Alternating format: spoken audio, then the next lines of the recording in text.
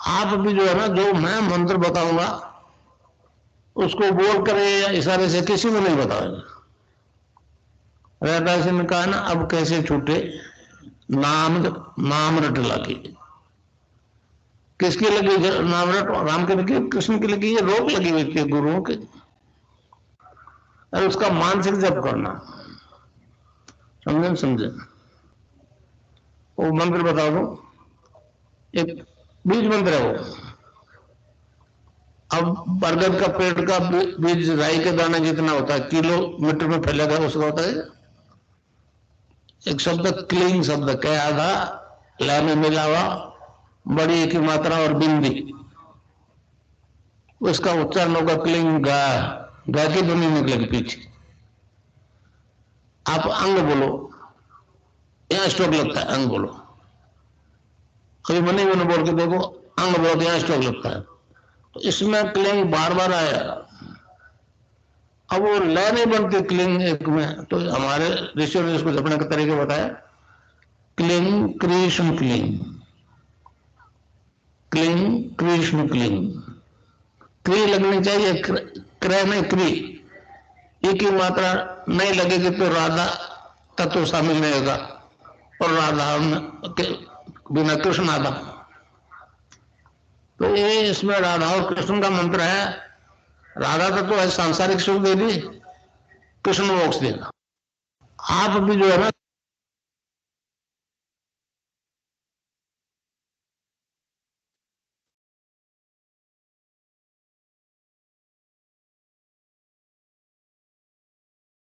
जय गुरुदेव विनोद जी, भाई साहब स्वागत है आपका।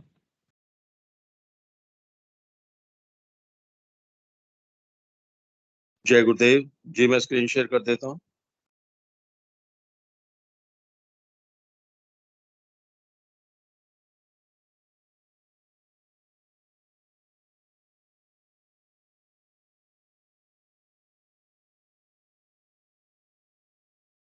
जय गुरुदेव, जय दादा गुरुदेव, जय गुरुदेव सभी को।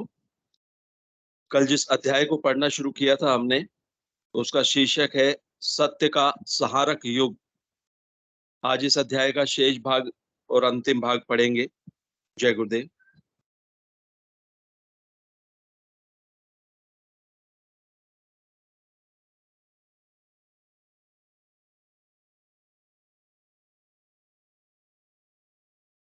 जय स्वामी श्री विवेकानंद,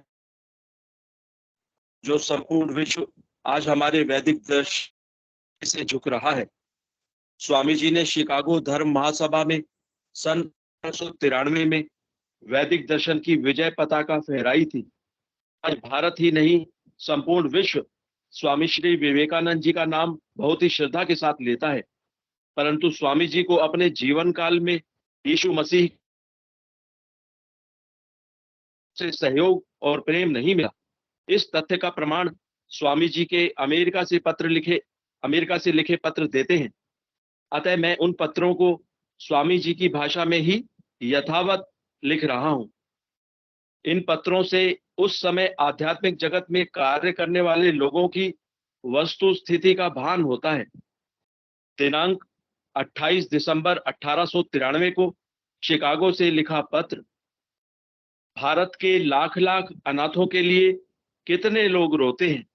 हे भगवान, क्या हम मनुष्य हैं? तुम लोगों के घरों के चतुर्दिक जो पशुवत भंगी डोम हैं, उनकी उन्नति के लिए क्या कर रहे हैं? उनके मुंह में एक ग्रास अन्न देने के लिए क्या करते हो? बताओ ना।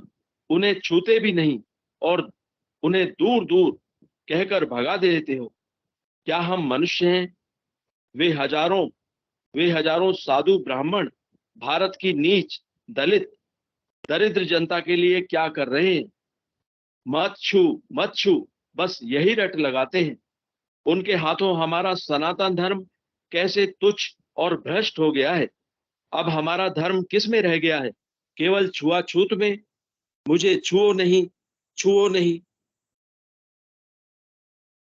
The complete works of Swami Vivekananda, volume 5, दिनांक 24 जनवरी 1894 को शिकागो से लिखा पत्र, जहां तक अमेरिकी महिलाओं का प्रश्न है, उनकी कृपा के लिए मैं अपनी कृतज्ञता प्रकट करने में असमर्थ हूं। भगवान उनका भला करे। इस देश के प्रत्येक आंदोलन की जान महिलाएं हैं और राष्ट्र की समस्त संस्कृति का प्रतिनिधित्व करती हैं, क्योंकि पुरुष तो अपने ही शिक्षा लाभ में अत्यधिक व्यस्त हैं। The complete works of Swami Vivekananda, volume 5। America से ही 1894 में खेतड़ी के राजा को लिखा पत्र। अमेरिकन महिलाओं, 100 जन्म में भी मैं तुमसे उर्ण ना हो सकूंगा। मेरे पास तुम्हारे प्रति कृतज्ञता ज्ञापन करने की भाषा नहीं है। प्राच्य अतिशोक्ति ही प्राच्यवासी मानवों की आंतरिक कृतज्ञता प्रकट करने की एकमात्र भाषा है। यदि समुद्र मसी पात्र, हिमालय पर्वत मसी, परिजात वृक्ष की शाखा लेखनी तथा पृथ्वी पत्र हो तथा स्वयं सरस्वती लेखिका बनकर अनंत काल तक लिखती रहे, फिर भी तुम्हारे प्रति मेरी कृतज्ञता प्रकट करने में ये सब समर्थ ना हो सकेंगे। The complete works of Swami Vivekananda, volume 6। Swami ji की उपयुक्त व्याख्या स्पष्ट करती है कि अमेरिका की संपन्नता का मुख्य कारण उस देश की गृह लक्ष्मियां ही हैं।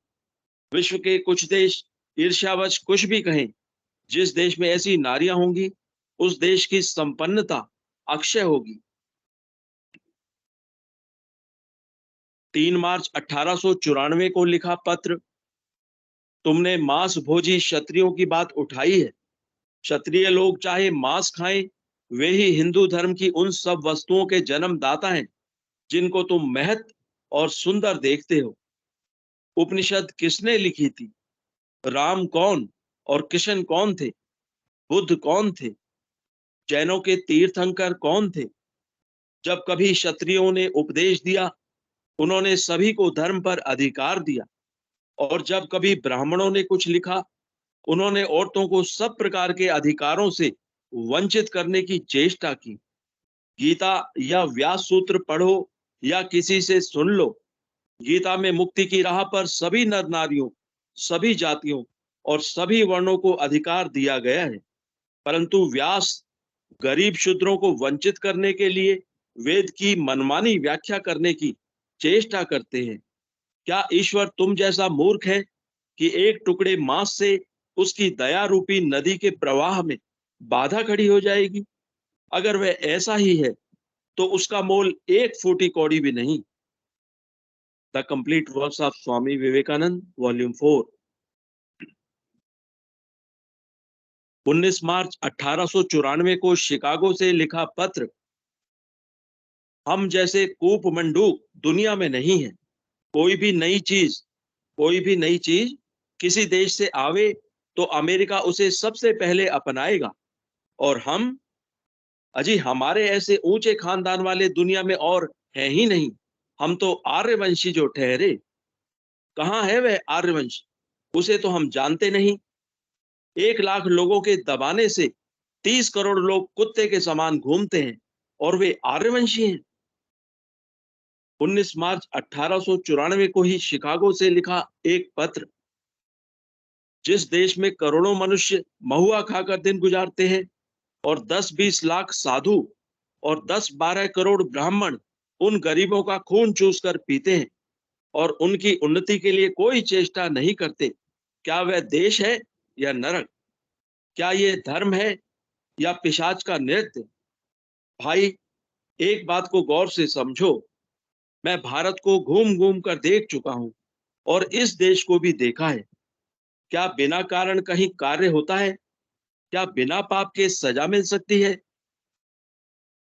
The complete works of Swami Vivekananda, volume 6।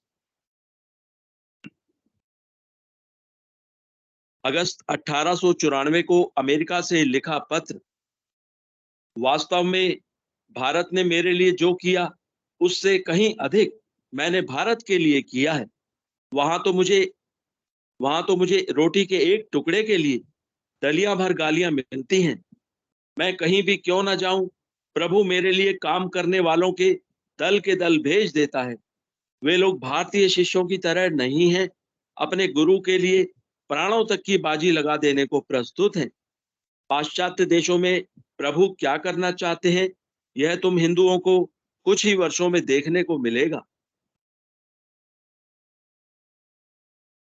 तुम लोग प्राचीन काल के यहूदियों जैसे हो और तुम्हारी स्थिति नांद में लेटे हुए कुत्ते की तरह है, जो ना खुद खाता है और ना दूसरों को खाने देना चाहता है। तुम लोगों में किसी प्रकार की धार्मिक भावना नहीं है। रसोई ही तुम्हारा ईश्वर है तथा हंडिया बर्तन तुम्हारा शास्त्र। अपनी तरह असंख्य संतानोत्पादन में ही तुम्हारी शक्ति का परिचय मिलता है। The complete works of Swami Vivekananda, volume 5।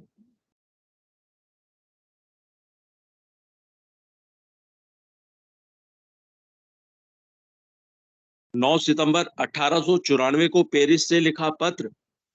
मैं जैसे भारत का हूं वैसे ही समग्र जगत का भी हूं। इस विषय को लेकर मनमानी बातें बनाना निरर्थक है। इस विषय को लेकर मनमानी बातें बनाना निरर्थक है। मुझसे जहां तक हो सकता था मैंने तुम लोगों की सहायता की है। अब तुम्हें स्वयं ही अपनी सहायता करनी चाहिए। ऐसा कौन सा देश है जो कि मुझ पर विशेष अधिकार रखता है? क्या मैं किसी जाति के द्वारा खरीदा हुआ दास हूं? अविश्वासी नास्तिकों, तुम लोग ऐसी व्यर्थ की मूर्खतापूर्ण बातें मत बनाओ।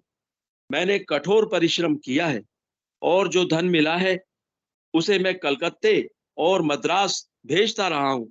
यह सब करने के बाद अब मुझे उन लोगों के मूर्खतापूर्ण निर्देशानुसार चलना होगा।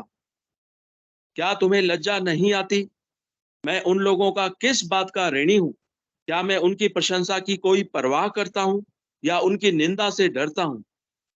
बच्चे, मैं एक ऐसे विचित्र स्वभाव का व्यक्ति हूं कि यह पहचानना तुम लोगों के लिए भी अभी संभव नहीं है। तुम अपने काम करते रहो, नहीं कर सकते तो चुपचाप बैठ जाओ। अपनी मूर्खता के बल पर मुझसे अपनी इच्छा अनुसार कार्य कराने की चेष्टा ना करो। मुझे किसी की सहायता की आवश्यकता नहीं। जीवन भर मैं ही दूसरों की सहायता करता रहा हूं। श्री रामकृष्ण परमहंस के कार्यों के लिए सहायता प्रदान करने के लिए जहां के निवासी 2-4 रुपए भी एकत्र करने की शक्ति नहीं रखते, वे लोग लगातार व्यर्थ की बातें बना रहे हैं और उस व्यक्ति पर अपना हुक्म चलाना चाहते हैं जिसके लिए उन्होंने कभी कुछ नहीं किया, प्रत्युत जिसने उन लोगों के लिए जहां तक हो सकता था सब कुछ किया। जगत ऐसा ही अकृतज्ञ है। क्या तुम यह कहना चाहते हो कि ऐसे जाति भेद, जर्जरित, कुसंस्कार युक्त, दया रहित, कपटी नास्तिकों एवं कायरों में से, जो केवल शिक्षित हिंदुओं में ही पाए जा सकते हैं, एक बनकर जीने मरने के लिए मैं पैदा हुआ हूं? मैं कायरता से घृणा करता हूं। कायर तथा मूर्खतापूर्ण बकवासों के साथ मैं अपना संबंध नहीं रखना चाहता। किसी प्रकार की राजनीति में मुझे विश्वास नहीं है। ईश्वर तथा सत्य ही जगत में एकमात्र राजनीति है, बाकी सब कूड़ा करकट है। The complete works of Swami Vivekananda, volume 5।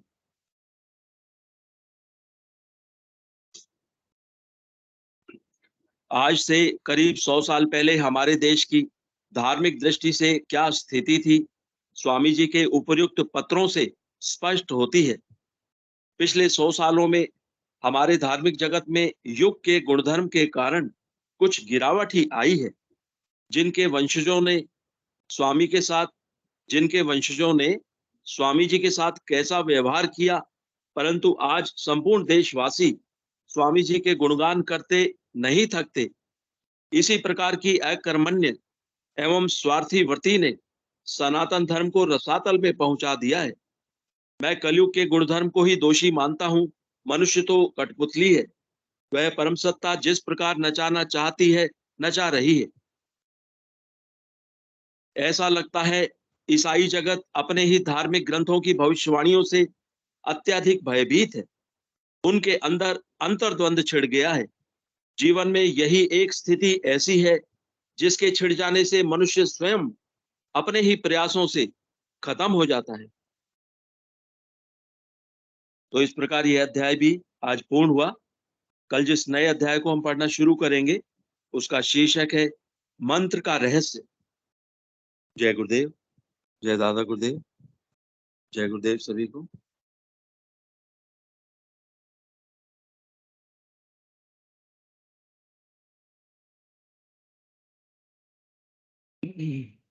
जय गुरुदेव। आज जिस भी गुरु भाई या गुरु बहन का मन संचरण का टाइम है, कृपया आए। आज धनंजय दे गुरु भाई का था। धनंजय दे गुरु भाई दिख नहीं रहे मेरे ख्याल से। धनंजय दे गुरु भाई नहीं, अच्छा। सॉरी सॉरी, आज मंगलवार है ना शायद। हाँ, आज सुनील शास्त्री गुरु भाई है क्या? सुनील शास्त्री गुरु भाई, जय गुरुदेव, या जितेंद्र गुरु भाई। सुनील शास्त्री गुरु भाई। चलो कार्यक्रम को शुरुआत करते हैं भाई साहब। जय गुरुदेव। यस यस, जय यदि दोनों ही गुरु भाई आए तो प्लीज अपना हैंड रेज कर दें और यस।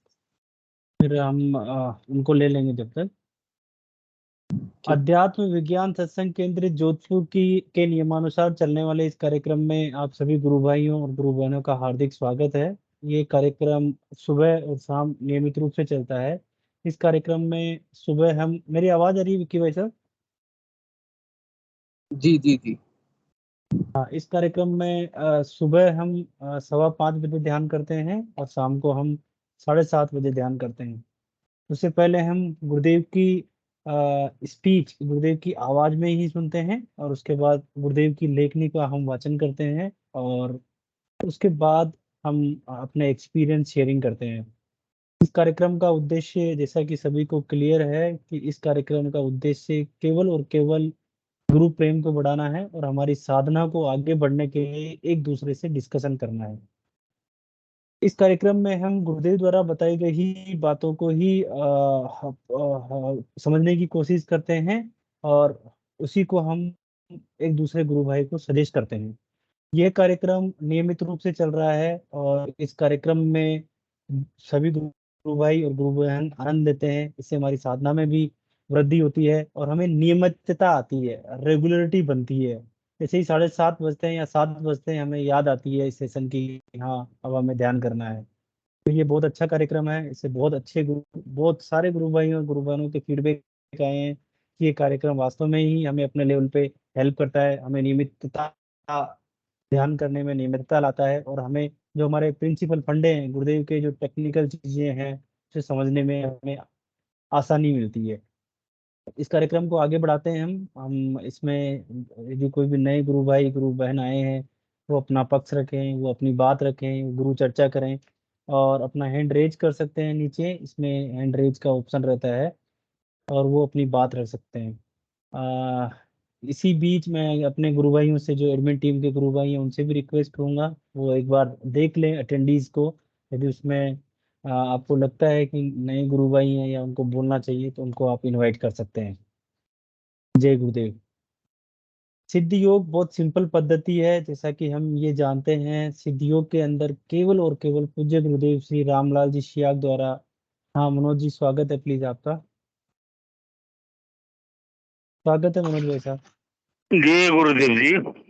जय कल गुरुदेव। तो आने वाला कल युगाद है, इसके बारे में कुछ बताइए और ज्यादा ज्यादा सबको बोलिए, पता जितना हो सके प्रचार करे। कल युगाद है ना जी आने भाई वाला साहब। कल, इसलिए थोड़ा बोलिए। तो जितना हो सके इतना टाइम निकल के ऑफलाइन ऑनलाइन सब में करे। जय गुरुदेव जी।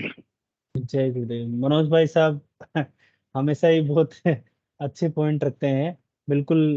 कल 21 जून है और 21 जून एक अपने आप में यूनिक डे है हमारे लिए। इस इस दिन को विश्व योगा दिवस के रूप में मनाया जाता है। पूरा संसार इस दिन योग के बारे में चर्चाएं करता है, योग के बारे में एक्सरसाइज करते हैं, कुछ एक्टिविटी करते हैं। जैसा कि हमारी गवर्नमेंट भी इसमें इन्वॉल्व होती है। और मुझे याद आ रहा है कि 2015 में भी योगा दिवस गुरुदेव की तरफ से कार्यक्रम हुआ था काफी बड़ा कार्यक्रम हुआ था जिसमें गुरुदेव की शक्तिपात दीक्षा मिली थी वहाँ पे। और अपने अपने स्तर पे सभी गुरु भाई इसमें कार्यक्रम रखवा सकते हैं। और ये वास्तव में ही ऐसा दर्शन है कि सारे इस योग दिवस के नाम पे सभी लोगों को जिज्ञासा रहती है कि वास्तव में ही योग क्या है, थोड़ा जानने की इच्छा करते हैं वो। तो हम अपने गुरुदेव का पक्ष वहां पे रख सकते हैं कि गुरुदेव जैसा फरमाते हैं कि असली योग क्या है। असली योग फिजिकल एक्सरसाइज नहीं है, असली योग तो वो है आत्मा का परमात्मा से मिलन ही योग है। और जब गुरुदेव भगवान मंत्र देते हैं और मंत्र देने के बाद कुंडलिनी शक्ति जागृत होती है और वो कुंडलिनी शक्ति शरीर की आवश्यकता अनुसार मन प्राण बुद्धि को अपने कंट्रोल में लेके स्वतः योगी क्रियाएं करवाती है। उसमें फिर आसन भी होते हैं, बंद भी होते हैं, मुद्राएं भी होती है, प्राणायाम भी होते हैं। ये दर्शन सिद्ध योग असली दर्शन है। जिसे देसी घी और असली घी में क्या फर्क है, वैसा मतलब ओरिजिनल जो दर्शन है वो सिद्ध योग है। और इसके हम आज से नहीं, पूज्य गुरुदेव भगवान 1990 से इस दर्शन का कंटिन्यूस प्रचार कर रहे हैं। और हजारों लोगों ने इसका फायदा, हजारों क्या लाखों लोग इसका फायदा उठा रहे हैं आज इस दर्शन का। तो ये बड़ा ही यूनिक पद्धति है जो पूज्य गुरुदेव श्री रामलाल जी सियाग द्वारा दी गई है। और गुरुदेव भगवान बोलते हैं कि लाखों करोड़ों गुरुओं की कमाई है। तो ये लाखों करोड़ों गुरुओं की कमाई हमें मंत्र के रूप में हम सबको मिलती है। और हम सब इसका फायदा उठा रहे हैं। धारणा और ध्यान और समाधि तक हमें एक्सपीरियंस हो रहे हैं। ये छोटी बात नहीं है। महर्षि पतंजलि ऋषि ने जहाँ बोला है ना कि भगवान के नाम के जप से दुनिया की हर समस्या का समाधान हो सकता है, तो यही एक ऐसा दर्शन है जिस दर्शन के अंदर ओरिजिनल योग के बारे में बताया जाता है। बताया ही नहीं जाता है, अनुभव भी कराया जाता है। गुरुदेव पहले, हम चाहे किसी को किसी प्रकार की कोई जानकारी नहीं हो, पहले गुरुदेव हमें इन चीजों के बारे में बताते हैं कि भैया आप इस नाम को सुनो, गुरुदेव के द्वारा दिए गए नाम को सुनो और फिर आप ध्यान करो। फिर ये चीजें स्वतः ही हो जाती है। ये बड़ा दिव्य ज्ञान है। मैं धनंजय भाई साहब का स्वागत करूंगा, आए हैं और अपनी बात रखें। जय गुरुदेव, जय दादा गुरुदेव सभी को। जय गुरुदेव। गुरु भाई, जैसे गुरुदेव कहते हैं कि इस योग के माध्यम से आपके लाइफ में प्रैक्टिकल चेंजेस आएंगे, तो हम यहाँ पे डिस्कस करते हैं कि कैसे फिजिकल चेंज आया, फिजिकल बीमारी मिटी, मेंटल बीमारी मिटी, कैसे हमारे त्रिवेदी ताप मेंटल फिजिकल स्पिरिचुअल क्योर होते हैं। और उसी के बाद गुरुदेव एक और बात कहते हैं कि मन की जो आपकी वृत्तियां हैं वो परिवर्तन हो जाती है। आपका जो मन चंचल है वो तब रुक जाता है। तो मन की एक, गुरुदेव कहते हैं, वो मुझे वर्ड याद नहीं आ रहा वो सेंटेंस, पर कहते हैं ना, चित्त मन की की वृत्तियों वृत्तियों का का, निरोध। हाँ, चित्त की चित्त, वृत्तियों का हाँ निरोध चित्त ही की योग वृत्तियों है। का निरोधी योग है। जी जी। तो गुरु भाई, जैसे ये बात पहले समझ में नहीं आती थी, क्योंकि ना चित्त का डेफिनेशन पता था ना वृत्तियों का पता था।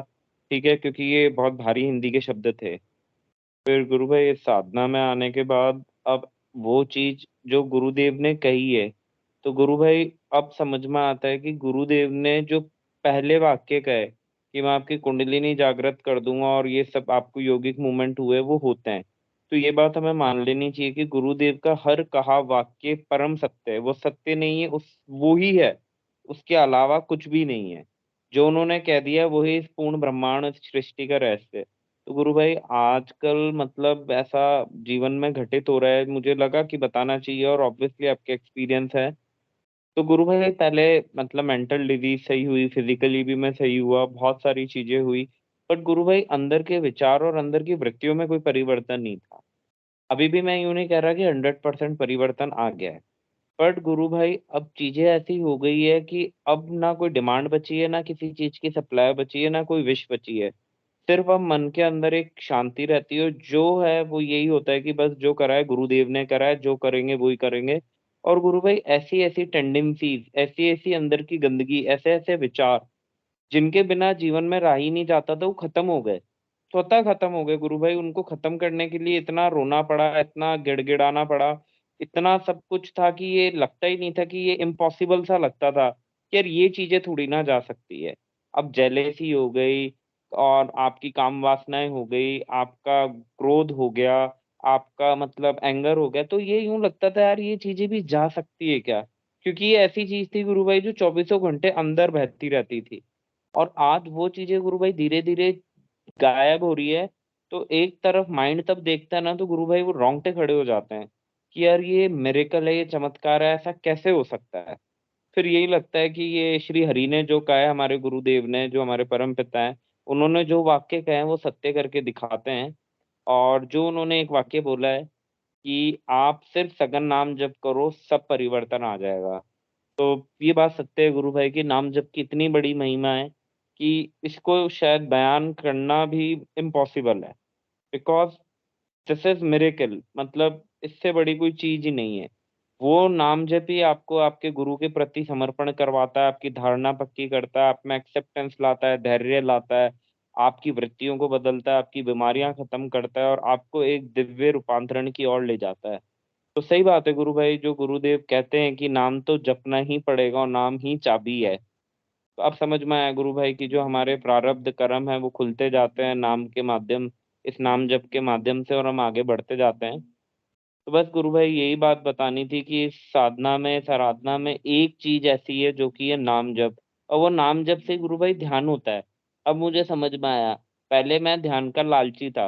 मुझे ये लगता था अरे यार ध्यान कर लो, उसी से हम वो बन जाएंगे, वो टीवी में देख देख के गुरु भाई दिमाग तो खराब हो ही जाता है। तो वो यही लगता था कि ये ध्यान करने से ऐसा होता है, ये होता है, क्योंकि नाम जप तो कभी गुरु भाई सोचा ही नहीं था। ये लगता था ये तो बुढ़े बुजुर्गों का काम है, अपना क्या काम है।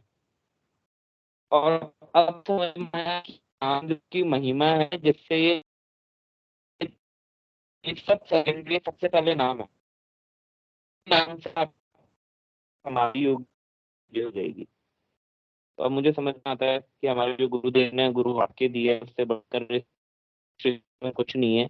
जो है हमारे गुरुदेव का दिया हुआ मंत्र और साक्षात गुरुदेव। बस गुरु भाई इतना ही कहूंगा, और यही कहूंगा कि गुरुदेव का नाम ही भी है, और वही हमारे जीवन का एकमात्र सार है। जय देव वैसे भाई। जय बस गुरुदेव। मैं कुछ नहीं कहना चाहता, भाव था तो मेरे मन की तरफ।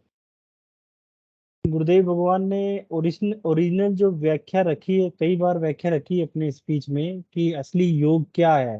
तो उसमें ये भी एक व्याख्या रखते हैं गुरुदेव कि चित्त की वृत्तियों का निरोध ही योग है। या गुरुदेव ने एक और डेफिनेशन लिखी है कि आत्मा का परमात्मा से मिलन ही योग है। जो आजकल योग करवा रहे हैं ना, फिजिकल एक्सरसाइज करवा रहे हैं, इसका योग से कोई लेना देना नहीं है। तो मैं थैंक्स दूंगा गुरुदेव भगवान को, पूज्य गुरुदेव भगवान को, कि उन्होंने हमें इस बारे में जानकारी दी और इसका प्रैक्टिकल रियलाइजेशन करवाया। गुरु भाई जो अभी आप बात रख रहे हैं ना, चित्त की वृत्तियां, मतलब बहुत कम अपन ने सुना है। इवन यदि गीता का अपन वर्णन करते हैं तो कि 3 प्रकार की वृत्तियां होती हैं, और तीनों प्रकार में राजसिक होती है, सात्विक होती है और तामसिक वृत्तियां होती है। थ्योरी समझ में आती है इसकी। हाँ, राजसिक क्या है, तामसिक क्या है, सात्विक क्या है। बट शायद मैं भी इसका जीता जागता उदाहरण हूँ गुरु भाई। मैं सन 2005 में मैंने गुरुदेव से दीक्षा ली है। उसके बाद शायद मैं इसको बयान नहीं कर सकता किसी भी हालत में कि मेरे विचार आज के 20 साल पहले क्या थे और आज मैं क्या हूँ। उसके अंदर विचारों का जो बदलाव है ना, आज इस दुनिया की कोई सी भी इंसिडेंट आ जाए, कोई सी भी घटना हो जाए, तो पता नहीं क्यों गुरुदेव उसका पॉजिटिव पक्ष ही सोचवाते हैं और उसमें से भी पॉजिटिविटी निकलवा देते हैं।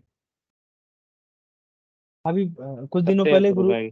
हाँ, कुछ दिनों पहले अपना डिस्कशन चल रहा था कि यदि कोई विनोद भाई साहब ने सवाल पूछा था कि यदि कोई ऐसी क्रिटिकल पोजीशन आ जाए तो उससे बाहर कैसे निकलते हैं। तो मैं उसका भी वापस से आंसर देना चाहूंगा गुरु भाई। ऐसा कोई भी पोजीशन हो, उसमें ऐसा पॉजिटिव विचार आपके माइंड में आता है। अभी गुरुदेव की अपन ने लेखनी पढ़ी में गुरुदेव ने कहा ना कि मैं किसी को दोषी नहीं समझता। दोषी तो मैं कलयुग के गुणधर्म को समझता हूँ। इंसान करता तो वैसा ही है जैसे ईश्वर करवाता है उसको। तो सारा रोल जब अपन इस आराधना को करते हैं, मुझे बहुत अच्छा लगता है। सच बोलूं, मेरा जैसा नेगेटिव इंसान इस दुनिया में कोई नहीं था। कोई भी बात आएगी, कोई भी इंसिडेंट आएगा, 10 नेगेटिव चीजें आ जाएगी। आज ये स्थिति है कि चाहे मेरे घर में से सब कुछ ही चला जाए, मैं ही चला जाऊं, मेरा पूरा परिवार, पूरा समाज, सब कुछ चला जाए, फिर भी उसमें भी पॉजिटिविटी निकलती है कि नहीं, ये होगा इसलिए ये हुआ है, और वो फिर उसकी एनर्जी मिलती है अपने को, और वो फिर उससे बाहर निकाल देती है, उस समय से बाहर निकाल देती है। ये जी प्रैक्टिकल गुरु हुआ भाई, है गुरु भाई। आजकल ऐसा मेरे साथ भी होता है गुरु भाई, कि जैसे पहले ये होता था ना कि यार अच्छा हो जाए, ये हो जाए, वो हो जाए, फलाना हो जाए, अच्छा लाइफ पार्टनर मिल जाए, अच्छा बिजनेस हो जाए, अच्छी सबकी हेल्प। अब तो गुरु भाई ये है कि अगर मौत भी होगी तो वो गुरु की इच्छा है, अगर घाटा लगेगा तो गुरु की इच्छा है, मुनाफा होगा तो उसकी इच्छा ही है गुरु भाई। और ये सोच भी उसकी इच्छा है कि हम बोल पा रहे हैं, इसमें भी हमारा कुछ नहीं है। आज मेरे विचार ऐसे हैं तो ये विचार भी मेरे नहीं है गुरु भाई, क्योंकि मैं इसको लेके बोझ है गुरु भाई। ये तो मेरे है ही नहीं, ये तो मेरे गुरुदेव ने हम सबको ऐसे विचार दिए हैं, क्योंकि हमारा सामर्थ्य थोड़ी ना है कि हम ऐसा अच्छा विचार सोच सकें। तो ये तो गुरुदेव का ही विचार है जो उन्होंने दिया हमें। तो मैं तो बस यही थैंक्स कहता हूँ गुरुदेव, कि मतलब ये कैसे हो गया, मतलब रात भर रात दिन भर दिन इतना परिवर्तन। मतलब अभी भी मैं ये नहीं कह रहा गुरु भाई कि पूरा हो चुका है सब प्रोसेस। बस आज अपन पीछे मुड़ के देखते हैं तो यही लगता है कि यार ये कल को परसों सुबह तक की तो इम्पॉसिबल लगता था कि ये हो ही नहीं सकता, पता नहीं जीवन में घटित होगा भी क्या। एक सपना लगता था और मैंने तो डर और जाता था कि यार शायद आई डोंट थिंक कि ऐसा होगा, बिकॉज इम्पॉसिबल है। कब तक होगा, अब तो गुरु भाई कुछ भी नहीं लगता, 100 साल लगे, 10 साल, अब तो ये थॉट भी नहीं आता। पहले थॉट तो आता था एक टाइम का, अब तो टाइम का भी थॉट नहीं आता। अब तो यही लगता है कि क्या मांगे गुरुदेव से गुरु भाई, कुछ बचा ही नहीं शायद आई गेस। मैं तो गुरुदेव से तो गुरुदेव को भी नहीं मांगता, क्यों? क्योंकि मेरे मांगने से वो मुझे नहीं मिले, वो तो उनकी स्वयं की इच्छा से मुझे मिले। तो गुरुदेव ही जिंदगी में आए, उन्होंने अपनाया, तो बस गुरु भाई इसी चीज का आनंद है और उनके चरणों में जगह है बस गुरु भाई। और अब यही लगता है कि गुरुदेव दूर भी करेंगे तो वो भी उनकी इच्छा होगी, जो उन्होंने अच्छा ही सोचा है गुरु भाई, मेरा कुछ नहीं है। उन्होंने अपनाया है, वो जाने, उनका काम जाने। तो भाई बस यही है साहब, गुरु भाई। मतलब जिस गुरु महिमा को आज भी, मैं यदि कोई छोटे से छोटा कार्यक्रम होता है, मैं अपने कार्यक्रम की नहीं बोल रहा हूँ, जैसे कोई छोटा सा पूजन का कार्यक्रम होता है, पाठन का कार्यक्रम होता है, जागरण का कार्यक्रम होता है, तो वहां पे सभी लोग जाने अनजाने में उसकी महत्व कितनी जानते हैं, कितनी नहीं जानते, कितना प्रैक्टिकल उन्होंने किया है। बट सबसे पहला ही श्लोक निकलता है वहां पे, गुरुर ब्रह्मा गुरुर विष्णु गुरुर देवो महेश्वर गुरुर साक्षात पर ब्रह्म तस्मै श्री गुरुवे नमः। आप समझ रहे हैं ना? इसकी इम्पोर्टेंस हमें तब पता लगती है जब ये सब चीजें हमारे साथ होने लगती है कि वास्तव में ही इसका प्रैक्टिकल रूप सत्य है। ये थ्योरी 101% सत्य है कि गुरु ही ब्रह्मा है, गुरु ही विष्णु है, गुरु ही महेश है। बट इसकी थ्योरी अलग चीज है। मैं अपनी बात बताता हूँ आपको। आदर्श विद्या मंदिर में पढ़ाई करने के खातिर इस ये एक रेगुलर डे था कि रेगुलर ही इस प्रार्थना को, हमें गुरु वंदना को करना है। बट 8th तक हमने इसको मतलब 3rd क्लास से लेके 8th तक डेली इसको प्रार्थना वंदन करना। बट केवल एक और रटाक नहीं होता कि रटान अपन ने रट दिया, फॉर्मेलिटी की, खत्म हो गया। पर जब जैसे अपन गुरुदेव से जुड़े और धीरे धीरे धीरे इस मंत्र में सीरियसनेस आने लगी, तो इसकी असली महत्व समझने आने लगा कि यार ये वास्तव में ही ये श्लोक आज का नहीं है, ये प्रूवन है हजारों लाखों सालों पहले का। और ये प्रैक्टिकल गुरुदेव के माध्यम से हो रहा है। तो दूसरा, इसी गुरु वंदना के अंदर भाई साहब, ध्यान मूलम गुरुर मूर्ति, पूजा मूलम गुरुर पदम, मंत्र मूलम गुरुर वाक्यम, मोक्ष मूलम गुरुर कृपा, ये बड़े कॉमन श्लोक थे जो मैं 3rd क्लास से ही इसकी प्रार्थना करता था, क्योंकि ये एक उसका पार्ट था ना डेली प्रार्थना का। बट इस श्लोक का भी आप मतलब समझिए कि जैसे ही गुरुदेव से जुड़ते हैं और इन दोनों ही श्लोकों का रियलाइजेशन अपने को होता है। मेरा यहाँ पे ये कहने का मतलब है गुरु भाई कि इसकी जो रियल थ्योरी को जो गुरुदेव प्रैक्टिकल इम्प्लीमेंट करवा रहे हैं ना, क्योंकि गुरु महिमा तो अपरंपार है। बहुत सारे किताबें यहाँ पे लिखी हुई होगी, बहुत सारे हर जगह पे हमें मिल जाएगा कि गुरु महिमा बड़ी की हुई है।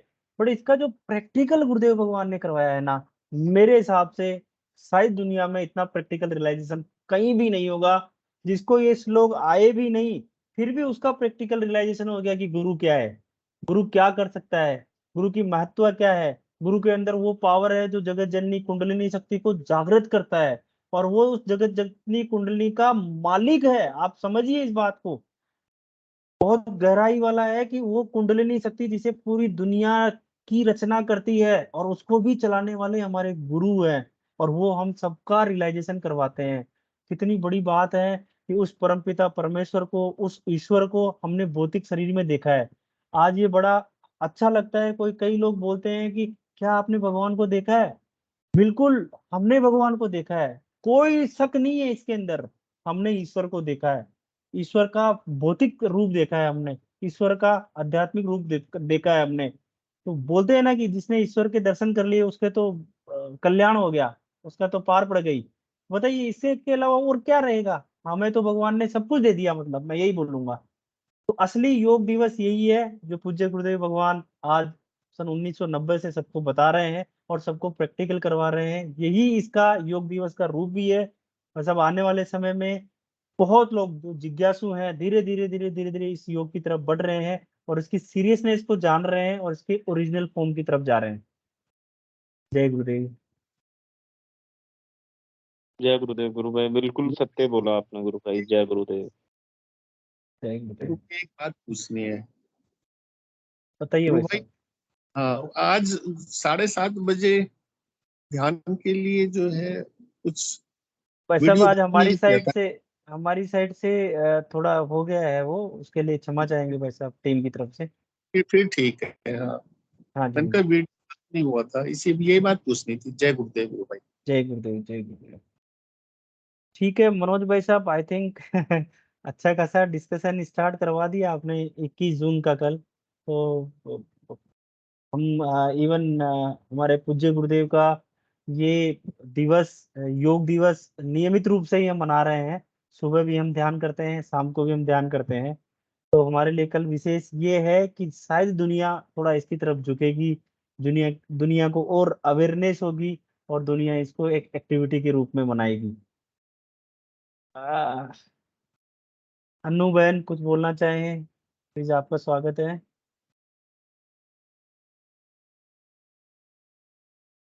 कोई भी गुरु भाई बोलना चाहें, स्वागत है। नोरमा बहन आपका स्वागत है, प्लीज।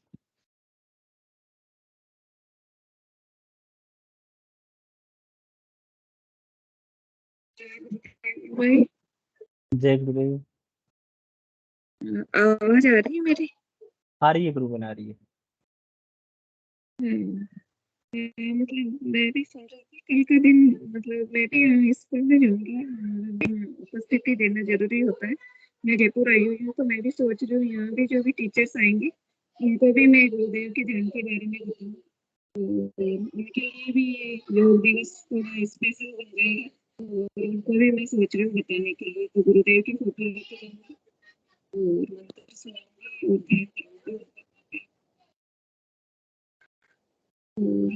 मैं कहती हूँ अपने गुरुदेव जो हमें करवा रहे रोज ही योग, तो हर दिन अपना तो योग दिवस ही है। और आप कहना चाहते हैं गुरु भाई? गुरु बहन आपकी तरफ जय से गुरुदेव। आवाज भी क्लियर नहीं आ पा रही है। जय गुरुदेव जय गुरुदेव।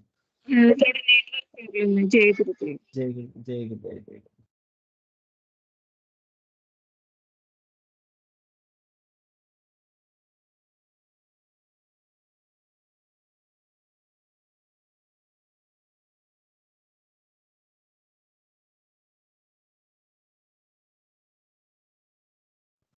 सॉरी गुरु बहन, स्वागत है गुरु बहन आपका।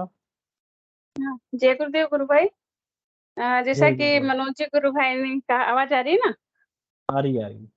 हाँ, कल योग दिवस है तो हम सभी गुरु भाई बहनों को जो भी अपने अपने लेवल पे जो जहाँ जाते हैं तो थोड़ा सा इस योग के बारे में बताएं, क्योंकि लोगों को इस योग की जानकारी नहीं है। तो जी गुरुदेव ने मेरी व्यवस्था तो गुरु भाई बहुत अच्छी कर दी है।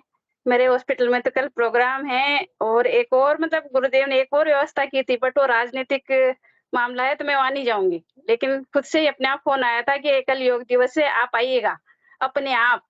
लेकिन थोड़ा सा राजनीति है तो अपने को उसमें नहीं पड़ना है, अपने को गुरुदेव का बिल्कुल सीधा सरल सा जो हम बता सकते हैं उसी को अपनाना है। तो सभी को अपने अपने स्तर पे मतलब इसका बताना चाहिए लोगों को, योग कि ये भी कोई योग है, रियल में जो योग है, क्योंकि इसके बारे में लोग नहीं जानते। बाकी बातें तो बता ही चुके हो आप। जय गुरुदेव। जय गुरुदेव जय गुरुदेव। और ये हमारे पास अच्छा मौका भी है, मतलब कल जरूर लोग इस बारे में, मतलब योग के नाम से जरूर इस चीज को सुनेंगे। ऐसे तो क्या हल्के में लेते हैं कि वह करते रहते हैं योग, पर बिल्कुल कल जैसे बिल्कुल। योग का सबके दिमाग में क्लिक होगा कि योग क्या है, इस योग के बारे में भी थोड़े आकर्षित होंगे, जानेंगे। जो नए लोग हैं, जिनको पता है उनके लिए तो कोई आश्चर्य की बात नहीं है। जय गुरुदेव। जय गुरुदेव, जय गुरुदेव। कल योग जो हम कीवर्ड बोलते हैं, सब जगह सर्चिंग में रहेगा। सब लोग प्रैक्टिकल लेवल पे जितना हो सकते हैं, जो समझदार लोग हैं, चर्चा करेंगे। भाई योग दिवस क्या है, योग क्या है, योग के बारे में जानकारी जानने की कोशिश करेंगे। गूगल में सर्च करेंगे, दोस्तों से पूछेंगे, फैमिली में डिस्कस करेंगे। नेचुरल सी बात है, कल ये सब चीजें होने वाली है। और इसमें जहाँ पे भी हमें मौका मिलता है, जिससे भी हमें मौका मिलता है, हमें अपने गुरुदेव की बात रखनी चाहिए कि असली योग क्या है और इस योग के फायदे क्या है। जी विक्रम भाई साहब, जय गुरुदेव, स्वागत है। विक्रम भाई साहब वीडियो ऑन करें। स्वागत है आपका। जय गुरुदेव। आपकी आवाज नहीं आ रही गुरु भाई, थोड़ा देखना। आप गुरु भाई एक बार वीडियो चाहे दोबारा ऑफ कर लें, आवाज नहीं आ रही है। मुझे ही नहीं आ रही है यार, किसी को नहीं आ रही। नहीं आ रही, नहीं। नहीं आ रही भाई साहब आपकी आवाज। हाँ अब बोले गुरु भाई आप।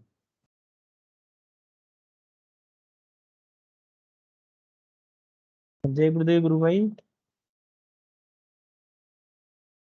टेक्निकल प्रॉब्लम है गुरु भाई आपकी तरफ से। मैं रिक्वेस्ट करूंगा एक बार आप लॉग आउट हो जाएं और दोबारा लॉग इन करें।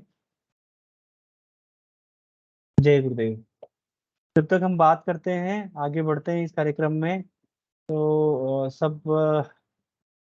विकी भाई साहब स्वागत है। थोड़ा आप भी बताएं, चर्चा को आगे बढ़ाएं संभव हो तो।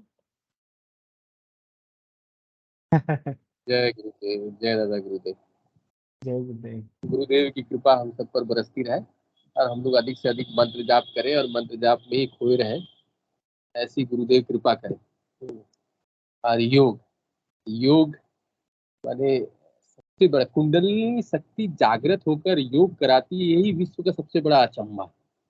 हाँ, और इसी को माने संपूर्ण जगत को बताना है हम लोग। हाँ, हम लोग जैसे गुरुदेव से जो जुड़े हैं, जिन्होंने एक्सपीरियंस किया है, हम लोग को कुंडली शक्ति जागृत होकर योग कराती है, तो हम लोग जानते हैं। लेकिन पूरा विश्व इससे अभी भी अनभिज्ञ है।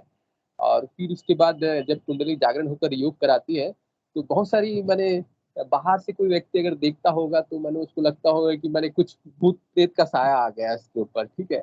लेकिन गुरुदेव बोलते हैं जो करता है उसको पता चलता है कितना आनंद आ रहा है इसमें।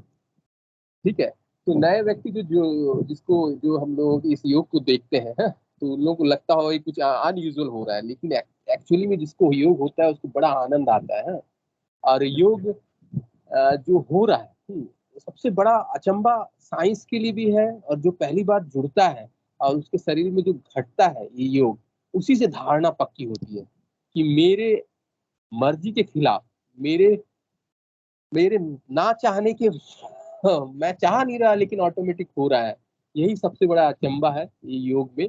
और गुरुदेव के आने के पहले जो भी योग अन्य लोग करा रहे हैं वो तो खाली उसका कोई महत्व नहीं है। गुरुदेव ये भी बोलते हैं कि मैंने ये हमारे जो फेफड़े हैं उसके साथ, लंग्स के साथ जाति किया जा रहा है। तो इस चीज को भी हम लोगों को जन जन तक पहुंचाना है कि कुंडलिनी जागृत होकर जो योग कराती है वही योग हमारे शरीर के लिए रिक्वायरमेंट है, जरूरत है, और इसी को हम लोगों को करना है।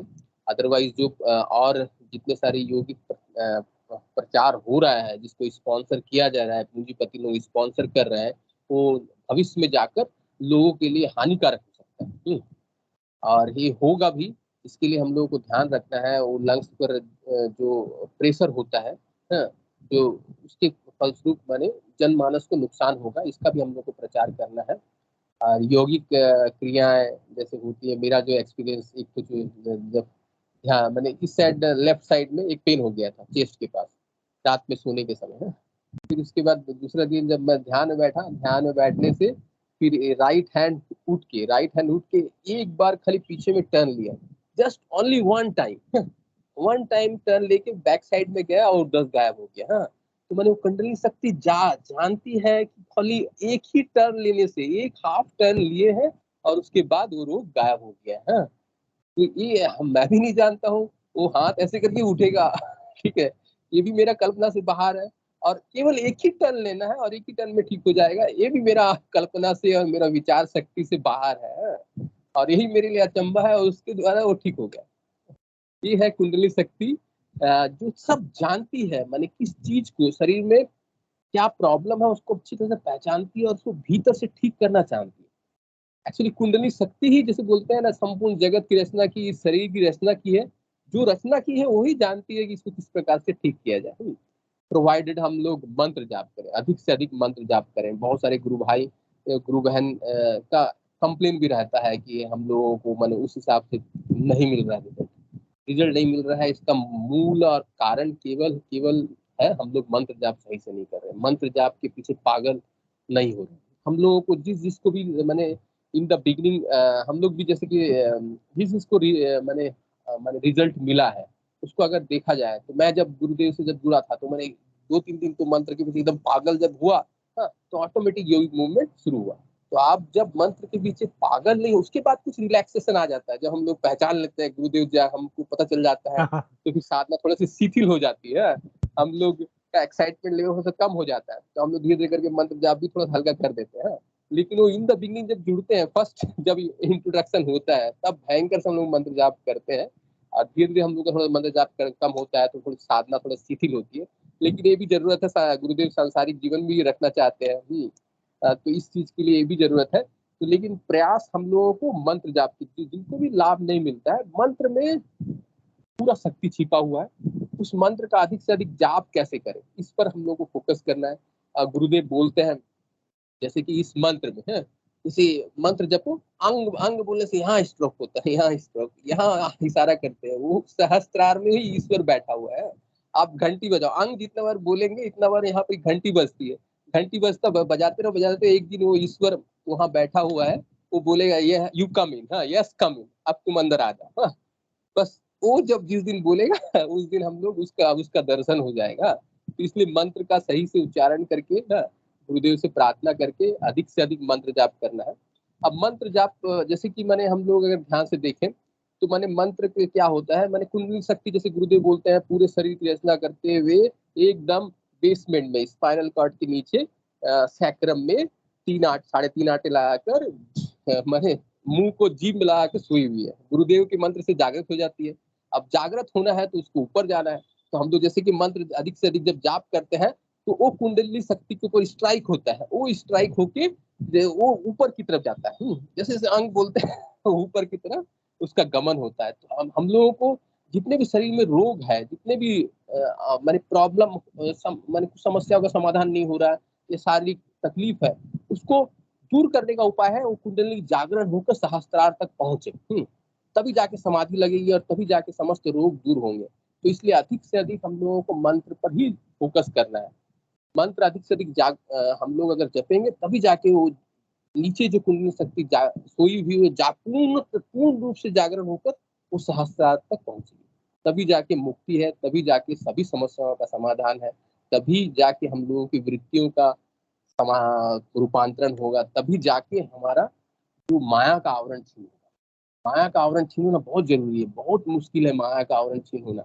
ये बिना मैंने बहुत सारे, जैसे कि मैंने अपना कोई क्लोज रिलेटिव जो गुजर जाते हैं, जिसके साथ मैंने बहुत बड़ा अटैचमेंट रहता है, इतना तकलीफ आता है इंसान की जिनमें यू कैन नॉट इमेजिन, कि उस तकलीफ से बाहर निकलना बहुत मुश्किल है।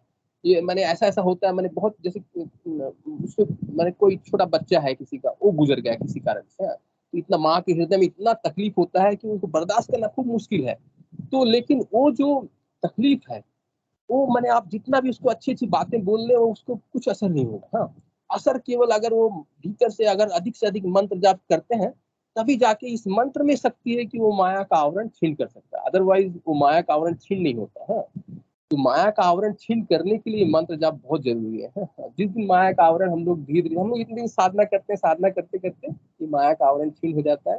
और ये माया का आवरण छीनना बहुत जरूरी है। अदरवाइज हमारे जो बहुत प्यारे सगे संबंधी होते हैं, वो जब छोड़ कर चल जाते हैं तब अपार दुख होता है। हाँ, उस समय ऐसा लगता है कि हम ही मर जाए। ठीक है, तो उस दुख को कम करने के लिए माया का आवरण छीन करने के लिए इस मंत्र को, बस इस मंत्र को जो भी तकलीफ में है, जो भी दुख में है, आपके आसपास दिखे, किसी का मैंने बहुत प्यारा कोई खो गया है, उसको बताइए भाई अब तो ये मंत्र जाप कर, मंत्र जाप कर, मंत्र जाप कर, मंत्र जाप। देखिए मैंने कुछ दिन के अंदर उसका माया का आवरण छीन होगा, उसको सच्चाई का बारे में पता चलेगा और उसकी तकलीफ ऑटोमेटिक शांत होगी। हम लोगों के बोलने शांत नहीं होगा, केवल मंत्र जाप के माध्यम से शांत होगा।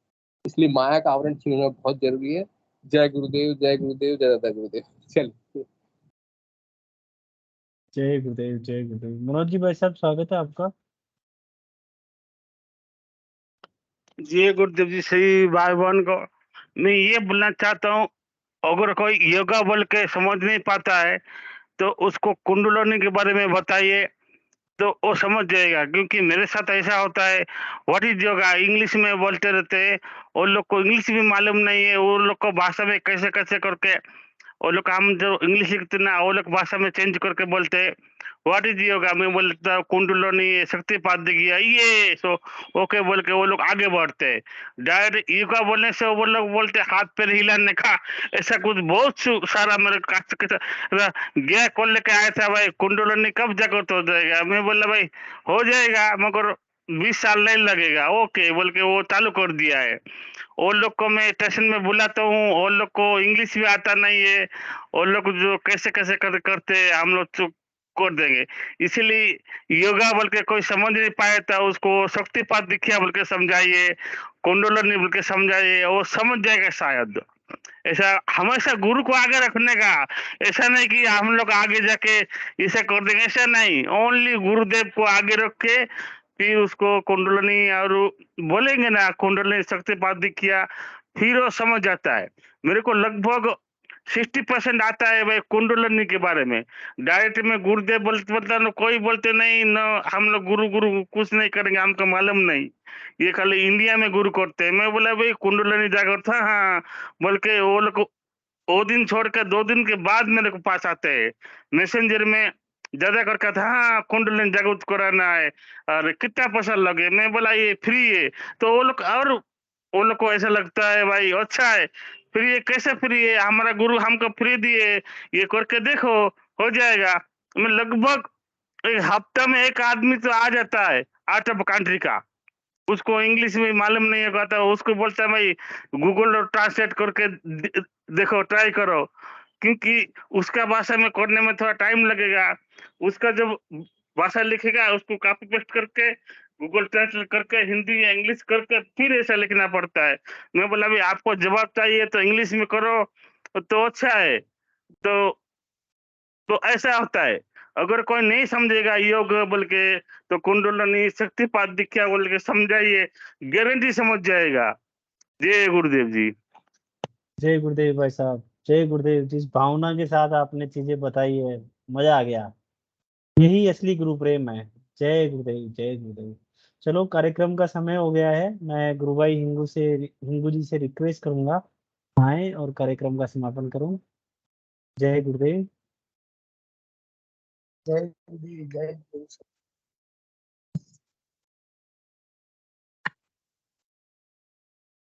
जय गुरुदेव सभी को। गुरुदेव की दिव्य चेतना सभी में सिद्ध हो, जगत व्यापी हो और जगत के कल्याण के लिए हो। जय गुरुदेव सभी को, बहुत बहुत जय गुरुदेव। बोलो कल के अवतार की जय जय।